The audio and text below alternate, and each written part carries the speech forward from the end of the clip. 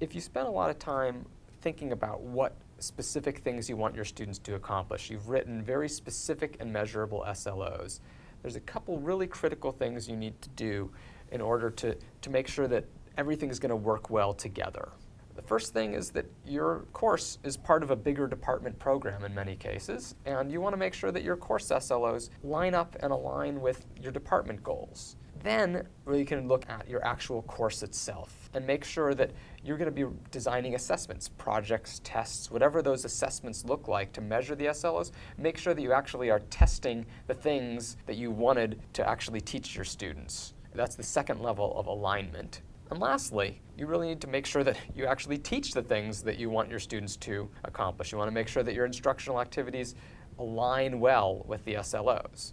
Within our assessment community here at CSUN, we've come up with some really nice templates to help aid in your alignment process, ways to visually see whether or not everything's lining up properly. And so you start off with these, how would you recognize the outcome if you saw it? That's essentially your SLO. Then, how will you help students learn it? That's aligning with your learning activities. How are you going to measure that? That's aligning with your assessments. And then at the end, once you've done your course, you're going to actually check to see whether or not students did learn the things you wanted them to, and revisit the whole process again.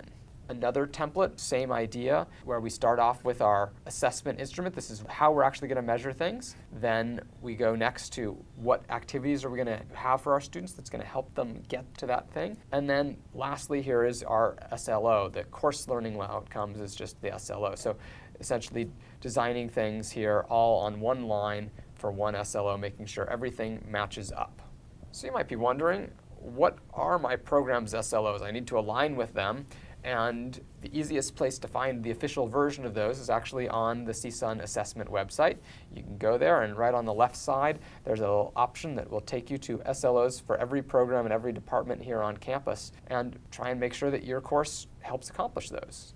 So here at CSUN, we've actually come up with a framework for writing out all of this alignment process in one simple worksheet. And you start off by just writing out your SLOs, listing them and numbering them so you can quickly and easily refer to them. And then thinking about the different elements of your course, the different sections or modules you might have in your course. You write those out and think about how those relate specifically to the SLOs. How does theatrical storytelling help you accomplish describing the 4 elements of a story?